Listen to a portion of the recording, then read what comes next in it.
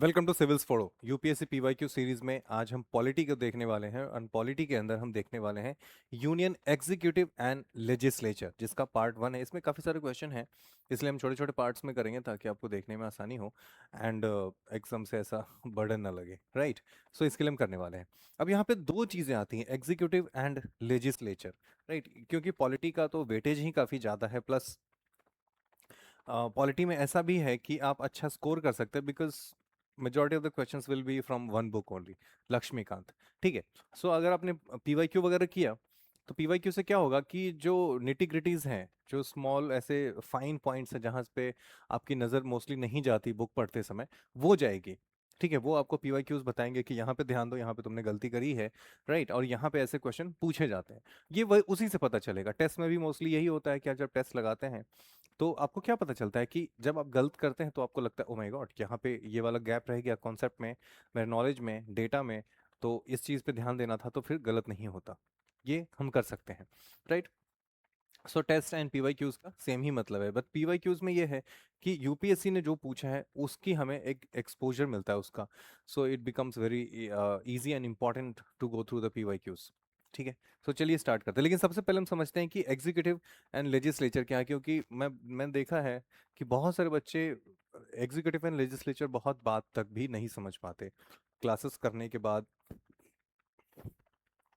Classes करने के बाद थॉरली पढ़ने के बाद भी नहीं समझ पाते। So I am going to explain it to you what is executive and legislature.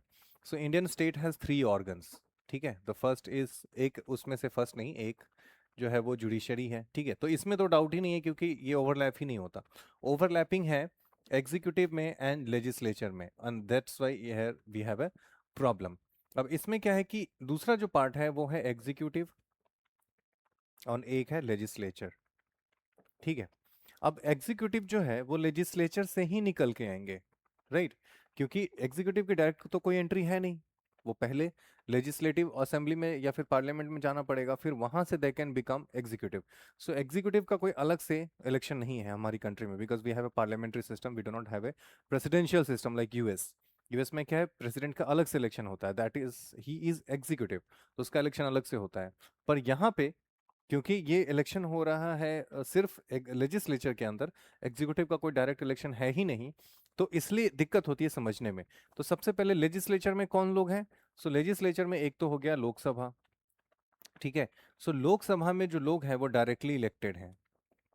ठीक है, डायरेक्टली इलेक्टेड है। अब ये लोग जाएंगे और इसमें बहुत सारी पार्टीज के लोग इलेक्शन लड़ेंगे। तो उसमें से एक पार्टी जो होगी, ठीक है, एक पार्टी जो होगी वो सरकार बनाएगी। एक पार्टी या फिर एक ग्रुप होगा, जैसे एनडीए है तो एनडीए की सरकार है, तो वो पार्टी जो है वो सरकार बनाएगी। तो सरकार जो बनाते हैं दे फॉर्म द एग्जीक्यूटिव, क्योंकि जो लोग सरकार बनाएंगे अब उन्हीं में से निकल के कुछ लोग मिनिस्ट्री संभालेंगे।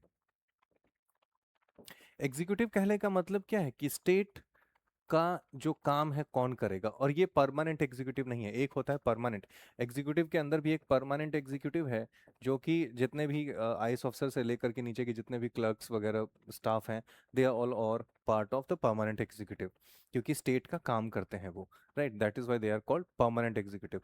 दे आर टेम्पररी एग्जीक्यूटिव, क्योंकि ये हर 5 साल में बदलते रहेंगे, है ना, इलेक्शन होंगे, फिर इस बार जो मिनिस्टर है वो अगले 5 साल में नहीं रहेगा, हो सकता है 5 साल के पहले भी इनकी मिनिस्ट्री जा सकती है। सो सरकार एक स्टेट को चलाने के लिए जो लोग चाहिए, जो ग्रुप रिस्पॉन्सिबल है चलाने के लिए डायरेक्टली, ये लोग इनडायरेक्टली रिस्पॉन्सिबल है, ये डायरेक्टली रिस्पॉन्सिबल है, तो यही एग्जीक्यूटिव है। ठीक है। अब इसमें एग्जीक्यूटिव में सबसे ऊपर कौन है? तो प्रेसिडेंट है। ठीक है। काउंसिल ऑफ मिनिस्टर्स है, इंक्लूडिंग प्राइम मिनिस्टर, ये सारे के सारे क्या है, एग्जीक्यूटिव है, राइट। यानी जिनके जिनके हाथ में मिनिस्ट्री है, though they all are part of executive. अब यहाँ पे आता है कि इसी पार्लियामेंट के अंदर ही, लेजिस्लेचर में ही एग्जीक्यूटिव भी बैठेंगे और लेजिस्लेटिव लोग, जो लेजिस्लेचर भी बैठेगा। ठीक है। सो ये ओवरलैप होता है यहाँ पे, राइट।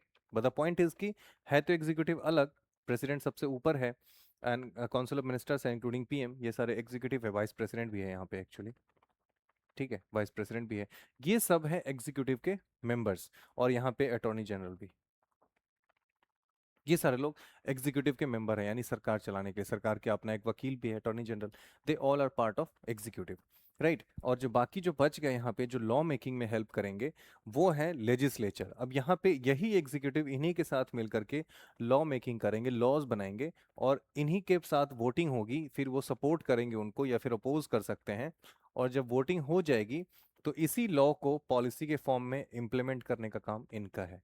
ठीक है, so this is how this things work. So executive और लेजिस्लेचर के बीच में थोड़ा सा डिफरेंस मैंने बता दिया। अब आते हैं पहले क्वेश्चन पे।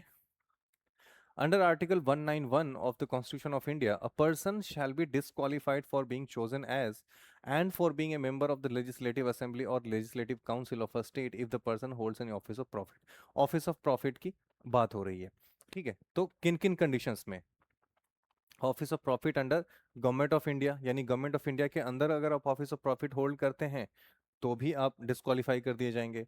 एनी स्टेट गवर्नमेंट, तो ये तो बहुत सिंपल है, दोनों ही है। ठीक है, एनडीए में पूछा गया 2024 में, so I guess this is simple, ये तो सबको ही पता होगा। ठीक है, ये आसान है। अगला देखते हैं। Which of the following is are exclusive powers of the Rajya Sabha. ये अक्सर पूछा जाता है कि राज्यसभा का एक्सक्लूसिव पावर क्या है, ठीक है, लोकसभा का एक्सक्लूसिव पावर क्या है, ऐसे वगैरह वगैरह पूछा जाएगा। सो देखते हैं क्या है। Power to initiate a money bill, बिल्कुल भी नहीं, ये लोकसभा का एक्सक्लूसिव पावर है, राज्यसभा का तो बिल्कुल भी नहीं है। सो पहला ही जैसे आप हटाएंगे, सो आपके पास 2 और 2 3 बचा, यानी कि दो तो सही है, तीसरा आपको चेक करना है, तो पहले तीसरा चेक करो। To implement the president, impeach the president of India, नहीं। प्रेसिडेंट की इम्पीचमेंट के लिए जो मोशन है वो किसी भी हाउस में इंट्रोड्यूस किया जा सकता है, इधर इन लोकसभा और इन राज्यसभा। राज्यसभा का इसमें कोई स्पेशल रोल नहीं है, तो 3 गलत हो गया, तो ओनली 2 आंसर हो जाएगा। देख लेते हैं। To declare a subject in the state list as subject of national importance, yes. अगर किसी सब्जेक्ट, कोई ऐसा सब्जेक्ट है जो स्टेट लिस्ट में है और उसको अगर नेशनल इंपॉर्टेंस के मैटर पे उस पे अगर लॉ बनवाना है या कुछ भी करना है, so this is in the hands of Rajya Sabha, not in the Lok Sabha, क्योंकि ऑब्वियसली स्टेट्स का रिप्रेजेंटेटिव कौन है? राज्यसभा, सिंपल सी बात है। स्टेट्स का, क्योंकि इंडिया में 2 तरह की यूनिट्स हैं स्टेट को फॉर्मेशन, स्टेट के फॉर्मेशन में। पहला तो वो जो स्टेट्स हैं ये लोग मिलके भी स्टेट बनाते हैं, ठीक है। और दूसरा क्योंकि इन्होंने भी अपनी अथॉरिटी लूज की है, तब जाकर के एक स्टेट, यूनियन ऑफ स्टेट बना है। स्टेट कैसे बनता है? व्हेन यू, जो सोशल कॉन्ट्रैक्ट थ्योरी है, when you lose your authority to some extent, when you lose your rights to some extent, and everyone when loses the right और gives up the right, वो सबको मिला करके एक body बनाई जाती है जिसका नाम होता है स्टेट। ठीक है, ये एक स्टेट एक ऐसा ऑर्गेनाइजेशन है। तो आप अपने राइट्स लूज करते हैं, तो इंडिया में 2 तरह के लोगों ने राइट्स लूज किए। पहला तो स्टेट्स ने, जो प्रिंसली स्टेट्स थे उन्होंने भी किया, तो इसलिए उनको भी दिया जाता है कि आपको भी रिप्रेजेंटेशन दिया जाएगा, जो कि राज्यसभा में है। ठीक है, राज्यसभा इन्हीं के लिए बनाया गया है। और एक दूसरा है कि पीपल, जो पीपल है लोगों के, उनको, उन्होंने भी राइट्स अपने लूज किए हैं, तो उसके लिए लोकसभा बनाया गया है। ठीक है, और ये दोनों एक साथ काम करे, इसलिए दोनों को एक दूसरे के साथ मिलके बहुत सारी पॉलिसीज है जो दोनों बिल, दोनों से पास होना चाहिए। पर मनी बिल जो है वो सिर्फ और सिर्फ, देखो तो लोगों का कंसर्न है, लोगों ने पैसे दिए हैं उसका कंसर्न है, तो इसके लिए स्टेट्स को एक्स्ट्रा पावर देने, मतलब राज्यसभा को एक्स्ट्रा पावर देने का कोई मतलब ही नहीं है। सो इसलिए मनी मनी बिल के केस में राज्यसभा को कोई एक्स्ट्रा पावर नहीं है, कोई एक्सक्लूसिव पावर नहीं है। ठीक है, इस तरीके से इसको समझ सकते हैं। इस तरीके से समझ नहीं सकते, this is actually the reason कि ऐसा क्यों है। राइट, मैं ऐसे कोई स्टोरी नहीं बना रहा।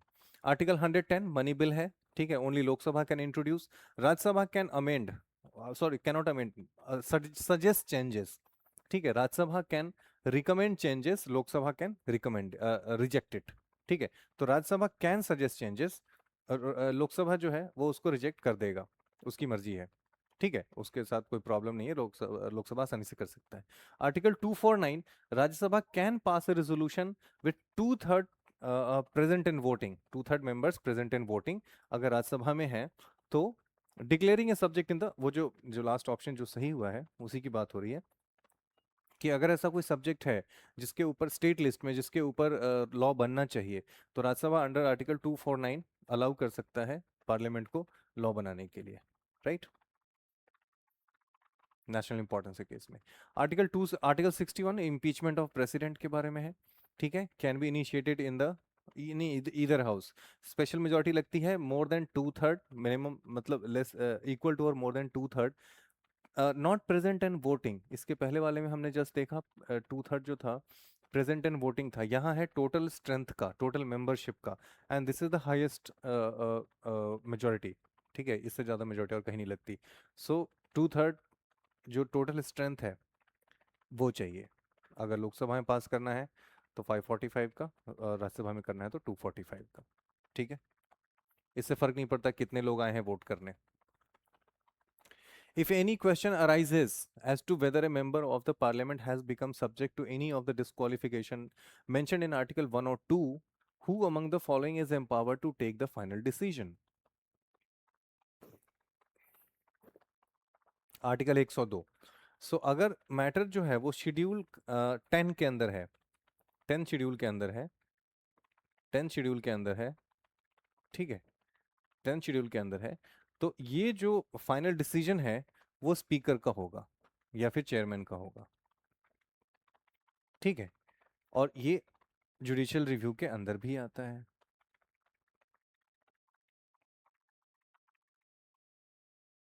जुडिशियल रिव्यू के अंदर आता है। ठीक है, यानी कि ऐसा नहीं कि किसी को अगर डिस्क्वालीफाई कर दिया है so there is no remedy left, ऐसा नहीं है। जुडिशरी उसमें इंटरवीन कर सकती है, पर ओनली द मालाफाइड जो एस्पेक्ट है जजमेंट का, वही हम जुडिशरी जो है वो लोकसभा के स्पीकर के जजमेंट को यानी कि डिसीजन को चैलेंज नहीं कर सकती, बस ये चेक कर सकती है कि सारे प्रोसीजर ठीक से फॉलो किए, बस यही सब चेक कर सकती है। ठीक है, सो इतना राइट है जुडिशरी को। So other than 10th schedule कौन है? President of India. On the recommendation of election commission, election commission से बात करके डिस्क्वालीफाई किया जा सकता है या नहीं वगैरह वगैरह बात करके प्रेसिडेंट, और फाइनल जो कॉल है वो प्रेसिडेंट के पास होता है, लोकसभा स्पीकर के पास होता है इन द 10th शेड्यूल। ठीक है, anti defection law. What is the quorum of a for a meeting of the committee on petitions? Committee on petitions के लिए 5। ठीक है, लोग जो पिटिशंस डालते हैं चेंजेस के लिए, उसके लिए उस कमिटी में मिनिमम 5 लोग होने चाहिए। 10 लोगों की कमिटी होती है जिसमें से 5 लोग होने चाहिए, तभी उस दिन काम हो पाएगा। ठीक है, अगला है,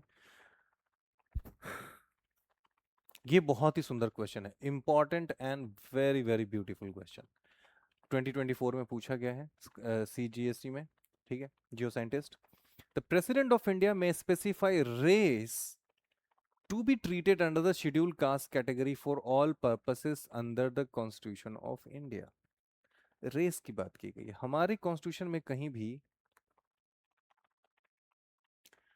प्लेस ऑफ वर्शिप, सॉरी, जो डिस्क्रिमिनेशन है आर्टिकल 15 उसके अंदर भी gender, caste, place of birth,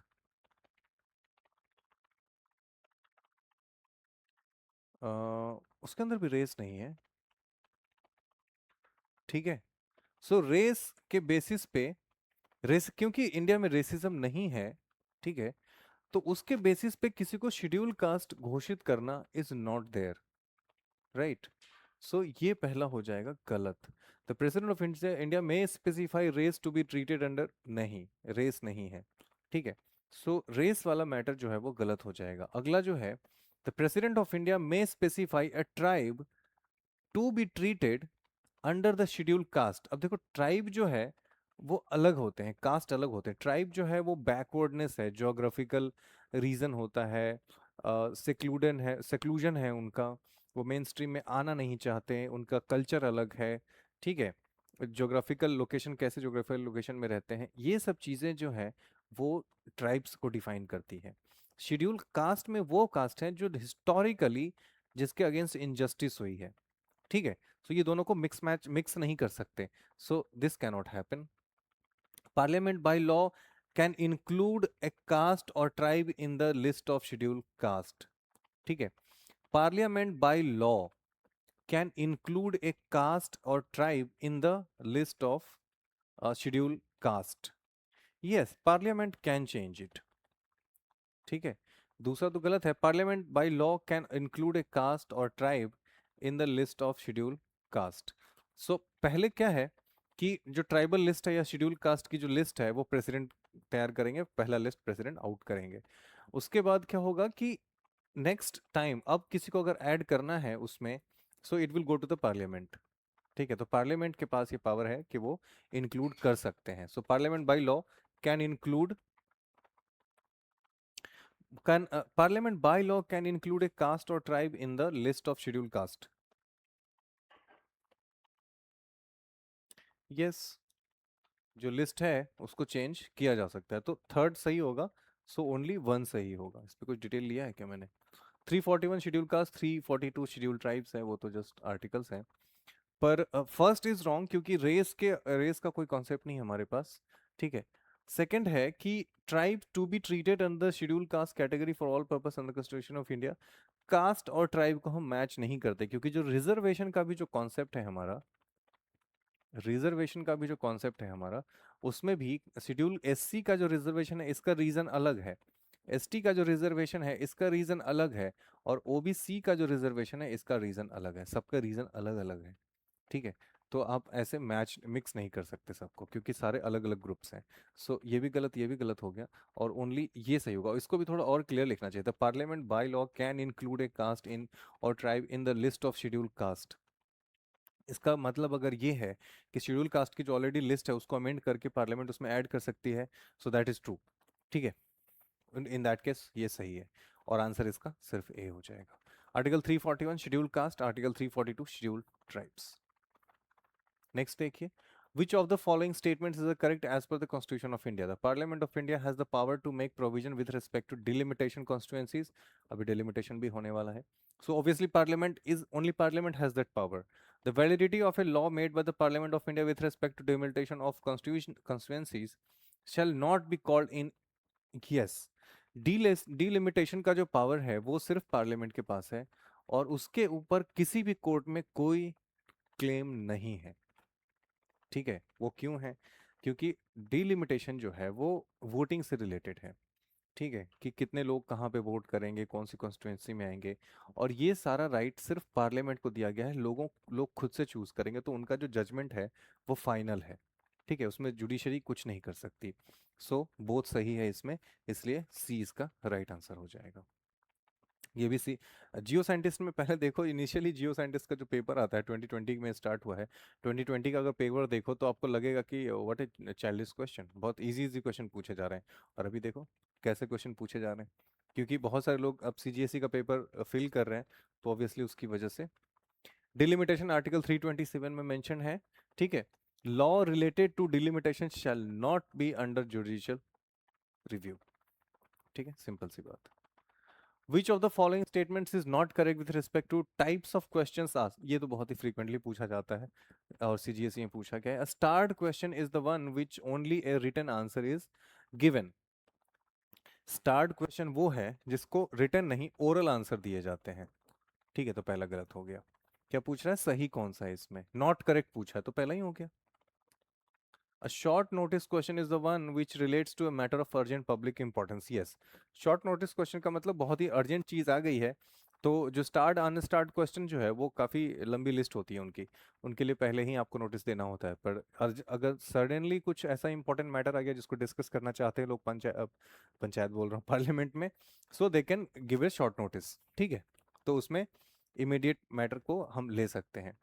An unstarred question is the one to which an oral answer is not given. Yes, unstarred question वो है जिसके लिए आपको written answer देना पड़ेगा।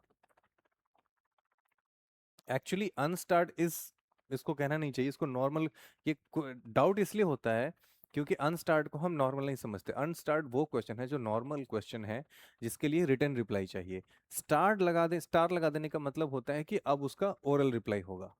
ठीक है, सिंपल सी बात है। सो रिटन आंसर होगा। No supplementary question can be asked on a unstarred question. अब अनस्टार्ड है तो उसका रिटन रिप्लाई होगा, तो कैसे आप सप्लीमेंट्री क्वेश्चन पूछोगे? जब तक सामने इंसान बैठा ना हो, तो वो होता है स्टार्ड क्वेश्चन में, सामने ही बैठा ओरल आंसर दे रहा है, आप उसको वहीं पे सवाल पूछ सकते हैं।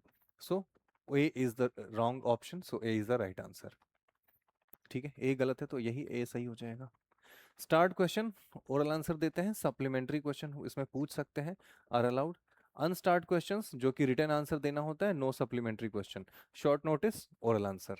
ठीक है, और ये यहाँ पे जो पार्लियामेंट है वो 11 बजे चालू होता है, फर्स्ट आवर क्वेश्चन आवर होता है, इसके ऊपर भी बहुत सारे क्वेश्चन पूछे जाते हैं। First hour is question hour, second hour is zero hour, ठीक है। जो सेकेंड आवर है वो जीरो आवर है आपका, राइट।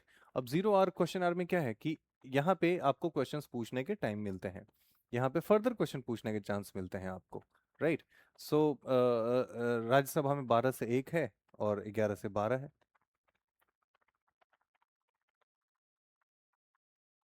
राज्यसभा का उल्टा है।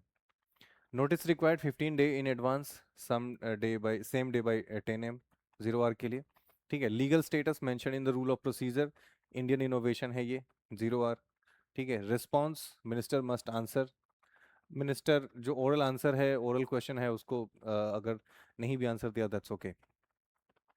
स्पेसिफिक प्री नोटिफाइड क्वेरीज होती हैं, पहले से पूछा जाता है। अर्जेंट पब्लिक मैटर्स पे जीरो आवर में क्वेश्चन में, जीरो आवर में बात की जाती है, ठीक है। तो जीरो आवर में मोस्टली क्या है कि क्वेश्चन आवर में क्वेश्चंस आपको पहले से प्रिपेयर्ड मिलते हैं, आपको आंसर प्रिपेयर करके लाना है। पर जीरो आवर में आपको बिल्कुल कोई अर्जेंट मुद्दा ऐसा है तो वहाँ पे पकड़ा जाएगा और फिर वहाँ पे बात की जाएगी। नेक्स्ट है, which of the following statements is are not correct about the parliamentary practice of asking questions in the Parliament of India? The first hour अब उसी के ऊपर आ गया और ये भी 2024 का ही है। The first hour of every sitting of both the houses of parliament is devoted to asking questions referred to as the question hour, ठीक है। The questions are generally asked by the members of parliament from the ministers. Half an hour discussion on matters arising out of question already answered can be held only in the Lok Sabha. ये गलत हो जाएगा ना, क्योंकि आप बोल रहे हैं half an hour discussion on matters arising out of questions already answered can be held only in the Lok Sabha. So Lok Sabha में अगर ऐसा नहीं है, हाफ एन आवर क्वेश्चन आप दोनों में ही पूछ सकते हैं। सो थर्ड गलत हो जाएगा, तो ये गलत हो गया, ये गलत हो गया, राइट। अब क्या पूछ रहा है, नॉट करेक्ट पूछा है ना, तो तीसरा तो ओके। सो नॉट करेक्ट पूछा है तो तीसरा ही आंसर होगा, इसका मतलब ये और ये में से आंसर होगा। सेकंड क्या है, questions are generally asked by the members of Parliament from the ministers. Questions are generally asked by the members of Parliament from the ministers, ये तो सही है, ठीक है। अच्छा फोर्थ भी है, the questions can not be addressed to a private member, questions can not be addressed to a private member, ऐसा नहीं है। क्वेश्चंस जो है वो प्राइवेट मेंबर से भी पूछे जाते हैं, right. So fourth and third जो है वो दोनों गलत हो जाएंगे और सी इसलिए हमारा राइट आंसर हो जाएगा, ठीक है। और यहाँ पे ये जो है ये टाइमिंग गलत है राज्यसभा की, ये मैंने टाइम क्या कहते हैं कंपैरिजन लिया है एआई से, बट दिस इज रॉन्ग, ठीक है, ये गलत है। तो मुझे ऐसा लगा कि कुछ तो ऑफ है यहाँ पे, बिकॉज टाइमिंग दोनों का सेम होता है। नेक्स्ट है, which of the following statements about the ethics committee, अब ये एथिक्स कमिटी 2024 में पूछा गया है यूपीएससी में, और ये क्यों पूछा गया है, क्योंकि महुआ मोइत्रा के लिए उस समय, सॉरी महुआ मोइत्रा के ऊपर उस समय केस चल रहा था और उसी की वजह से एथिक्स कमेटी काफी न्यूज में था, ठीक है। तो क्वेश्चन आ गया, initially it was an ad hoc committee, absolutely true. Lok Sabha में ये एक एड हॉक कमेटी थी, राज्यसभा में इट वाज देयर 1997 से ही है, ठीक है। पर लोकसभा में ये 2000 में बना है और 2015 में ये स्टैंडिंग कमेटी बनी है, 2015 में, ठीक, सॉरी 2015 में स्टैंडिंग कमेटी बनी है, सो इट इज ट्रू, ठीक है। Only a member of the Lok Sabha can make a complaint relating to unethical conduct of a member of the Lok Sabha. Now this is interesting, this committee cannot take up any matter which is sub judice, now this is true, ठीक है। ये बात बिल्कुल सही है कि this committee cannot take up any matter जिसपे already judicial process चल रहा है, जो मैटर ऑलरेडी जुडिशरी के पास है उस पे बात नहीं करेंगे, राइट। इसमें क्या है कि अगर किसी मैटर मेंबर ने, पार्लियामेंट के मेंबर ने किसी भी प्रिविलेज को ब्रीच किया है, जो मेंबर्स के प्रिविलेज होते हैं, लोकसभा में होने का प्रिविलेज है एक, ठीक है, तो उनके पास कुछ राइट्स हैं, प्रिविलेजेस है, अगर उसको आप ब्रीच करोगे सो एथिक्स कमेटी बैठेगी आपके पास, ठीक है। और उसके बाद प्रिविलेज कमेटी भी बैठ सकती है, तो अगर बड़ा क्राइम किया है तो प्रिविलेज कमेटी के पास जाएगा मैटर आपका, नहीं तो एथिक्स कमेटी पहले सुलटाने का मैटर वो करती है। Only member of Lok Sabha can make a complaint, so all three are true and in that case D इसका राइट आंसर हो जाएगा, ठीक है। एथिक्स कमेटी लोकसभा में एडहॉक 2005 में, हाँ 2005 से 2015 में ये स्टैंडिंग कमेटी हो जाता है। राज्यसभा में 1997 से है। महुआ मोइत्रा को कैश फॉर क्वेश्चन के लिए पकड़ा गया था। आई मीन उनके ऊपर एथिक्स कमेटी बिठाई गई थी। 15 मेंबर होते हैं और स्पीकर सारे नॉमिनेट करते हैं लोकसभा में। ठीक है। As per Article 360 of the 368 of the Constitution of India, the Parliament may amend any provision of the Constitution by way of addition, variation, repeal. ये पूछा गया है यूपीएससी में 2024 में पूछा गया, इतना easy question. As per article 368 of the constitution of India, the parliament may amend any provision of the constitution by way of addition, यानी कि आप उसमें कुछ जोड़ सकते हैं, वेरिएशन यानी कुछ चेंजेस कर सकते हैं, या फिर कुछ उसे हटा सकते हैं। तो ये तीनों ही मेथड अलाउड है, सो ऑब्वियसली किया जा सकता है ऑल थ्री। ये सब सिंपल है। फिर 2024 में है, with reference to speaker of the lok sabha consider the following statements, while any resolution for the removal of the speaker of lok sabha is under consideration, he shall not preside, ये सही है। ठीक है। he shall not have the right to speak, नहीं ये गलत है। Actually क्या है कि speaker the moment he goes under the removal process, speaker becomes the member of the house। Speaker जो है becomes the member of the house। तो member of the house के सारे rights होंगे, like speaker can member of the as a member of the house he can speak in the assembly, यानी कि parliament Lok Sabha जो भी है, he can speak, he can even vote। ठीक है, जैसे सारे लोग वोट करते हैं वैसे वोट करेंगे। जो उनके पास जो कास्टिंग वोट होता है वो नहीं होगा आप। ठीक है, वो नहीं होगा, क्योंकि स्पीकर जो है इनिशियली ही डजंट वोट, ही और शी जो भी है वो डजंट वोट। स्पीकर जब टाई हो जाएगा उसको ब्रेक करने के लिए स्पीकर के पास वोट होता है, जो ब्रेक करके स्पीकर आगे उस मैटर को सुलटा सकते हैं। So he she shall not have the right to speak, ये गलत हो गया। अगला क्या है, he she shall not be entitled to vote on the resolution in the first instance. Yes, resolution, अगर कोई रेजोल्यूशन करना है तो फर्स्ट इंस्टेंस क्या, उसको सेकंड इंस्टेंस में वोट करने का राइट नहीं है, तो उस राइट में, उस केस में कोई राइट ही नहीं है वो। ये गलत हो गया ना। हाँ सही है, सही है, तो ये गलत है। ठीक है, तो अगर कोई रेजोल्यूशन है लोकसभा में, सो उस समय इनिशियली उनको राइट वोट करने का राइट है। At the first instance he can vote, but tie वाले केस में अब since he is not the speaker तो नहीं कर सकते। तो इस केस में सिर्फ एक ही सही होगा, वन ओनली, एंड ये वाला सही है। ठीक है, सेकंड एंड थर्ड गलत है, और ये अच्छा क्वेश्चन था। आर्टिकल 96 में removal of the speaker, deputy speaker, article 96। With reference to the Indian Parliament, consider the following. A bill pending in the Lok Sabha lapses on its dissolution. Bill pending in the Lok Sabha, Lok Sabha में अगर एक bill pending है तो अगर लोकसभा ही dissolve हो गई तो bill भी लैप्स हो जाएगा। That is true. Bill passed by the Lok Sabha and pending in the Rajya Sabha lapses on the dissolution of the Lok Sabha. A bill passed by the Lok Sabha, देखो pending in Lok Sabha lapses, yes, अगर बिल पेंडिंग है लोकसभा में और लोकसभा डिसॉल्व हो गया है तो बिल लैप्स हो जाएगा। Passed by Lok Sabha pending in Rajya Sabha, अगर बिल जो है लोकसभा से पास किया गया है राज्यसभा में पेंडिंग है तो भी यस। अदरवाइज बाकी किसी केस में नहीं होगा। Pending in Rajya Sabha, not pass by Lok Sabha, pending वगैरह वगैरह। सो यहाँ पे क्या है, pending in Lok Sabha, bill pending in Lok Sabha और लैप्सेस ऑन रिजोल्यूशन, तो ये बात सही है। Bill pending by pass by Lok Sabha and pending in the Rajya Sabha lapses on resolution, तो ये भी सही है। A bill in this regard, bill in regard to which the president of India notified his her intention to summon the house और to a joint sitting lapses on resolution of the Lok Sabha, ये गलत है। अगर parliament, अगर member ने, sorry president ने ये intention दिखा दिया है कि ज्वाइंट सिटिंग बैठेगी, उसके बाद कोई फर्क नहीं पड़ता, वो लैप्स नहीं होगा। सो थर्ड नहीं होगा, 1 एंड 2 करेक्ट है। ठीक है, सो 1 एंड 2 करेक्ट। ये चार्ट आप देख सकते हैं, ये काम का है। नेक्स्ट है, with reference to the Parliament of India consider the following statements. Prorogation of a house, prorogation के मतलब हाउस ऑफ एक एंड किया जाएगा। डिसोल्यूशन का मतलब लोकसभा का सेशन ही, लोकसभा ही डिसॉल्व हो गया, अब दूसरा लोकसभा फिर से इलेक्शन होगा। प्रोरोगेशन का मतलब वो सेशन खत्म हो गया, दूसरा सेशन बनेगा। ठीक है। Prorogation of a house by the president of India does not require advice of the council of minister. भैया प्रोरोगेशन प्रेसिडेंट कुछ भी करेंगे तो काउंसिल ऑफ मिनिस्टर के एडवाइस के ऊपर ही, अदरवाइज नहीं। पहला गलत हो गया। दूसरा क्या, prorogation of a house is generally done after the house is adjourned sine die, but there is no bar to the president of India proroguing the house which is in session, but there is no bar, हाँ ये तो सही है। Dissolution of the Lok Sabha is done by the President of India who save in exceptional circumstances, save in का मतलब होता है accept. ठीक है, ये अंग्रेजी लिखने का नया तरीका है, मतलब थोड़ा सा पुराना तरीका है, एक्सेप्ट। ठीक है, accept in exceptional circumstances does so on the advice of council of ministers. So dissolution of Lok Sabha is done by the president of India, who except in exceptional circumstances does so on the advice of council of ministers. So that is true.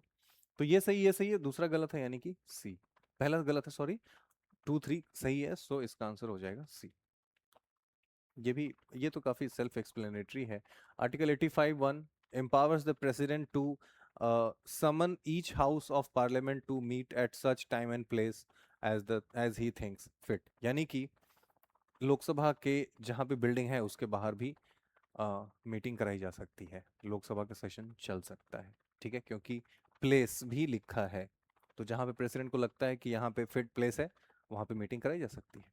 ठीक है, next, which of the following, again 2024 का ही है, which of the following statements are correct in respect of money bill in parliament. Article 109 mentions, इसमें बहुत सारे लोग फंसे थे। ठीक है, उनको पता नहीं था कि आर्टिकल 109, क्योंकि सबने पढ़ा है 110 में मनी बिल है, 109 लोगों ने पढ़ा नहीं है, and they are like oh my God, अब क्या करें, सही है गलत है, सही है गलत है। और ऑप्शन ऐसा बनाया है कि जब तक आप क्लियरली नहीं जानते कि आर्टिकल, सॉरी, ये वाला सही है कि नहीं, आप सही मार्क नहीं कर सकते। So article 109 mentions special procedure in respect of money bills, that is true. ठीक है, a money bill shall not be introduced in the council of states, that is also true। money bill Rajya Sabha में क्या करने जाएगा? The Rajya Sabha can either approve the bill or suggest changes but cannot reject it, that is true। can approve, suggest changes but cannot reject, ये भी सही है। ठीक है, amendment to a money bill suggested by Rajya Sabha have to be accepted, ये तो कभी भी नहीं है। तो मान लो कि 4 आपको पहले ही से ही पता है, क्योंकि ये तो हम बहुत बार सुनते हैं। तो फोर्थ को जैसे ही आप गलत काटोगे, यहाँ पे सिर्फ एक स्टेटमेंट बाहर जा रहा है, और अभी भी 2 3 1 2 1 2 3, यानी कि आप 1 पे तो फंसोगे ही। ठीक है, और आपको पता है 2 3 भी सही है। A money bill shall not be introduced, तो 2 and 3 is easy, these two statements are easy, पर इस what about this, और एग्जैक्टली आंसर जो है वो सी है, 1 2 3। ठीक है, सो आपको अब थोड़ा आगे पीछे भी देखना पड़ेगा, क्योंकि क्वेश्चन बनाने वाले ऐसे बना रहे हैं। With reference to union budget consider the following statements. The union finance minister on behalf of, अब इसी पे काफी बवाल था, इस क्वेश्चन को ड्रॉप भी किया गया है, सॉरी इसका गलत आंसर दिया उन्होंने, on behalf of prime minister, नहीं president, on behalf of president. ठीक है, और ऐसे सिंपल क्वेश्चन कैसे गलत कर सकते हैं, तो ये पहला स्टेटमेंट गलत हो जाएगा। At the union level no demand for grant can be made on, can be made on the recommendation of the president of India। yes, ये मेड यहाँ पे छूटा हुआ है, सो ये भी गलत है। नो डिमांड कैन, नहीं सॉरी, ये तो सही है ना, no demand can be made without the recommendation of the President. जब तक प्रेसिडेंट का साइन नहीं हुआ तब तक आप डिमांड ग्रांट कैसे कर सकते हैं? So second is true, first is wrong, so only 2 is true. ठीक है, पहला तो गलत है, पहला तो गलत है। ठीक है, सो ये हमने देखा, तो यहाँ पे कुछ 15 क्वेश्चंस थे, छोटा सेशन था, एंड इसके बाद आगे हम फिर से मिलेंगे नेक्स्ट सेशन में, जो कि होगा next day, right? So till then, signing off, see you, bye bye, take care.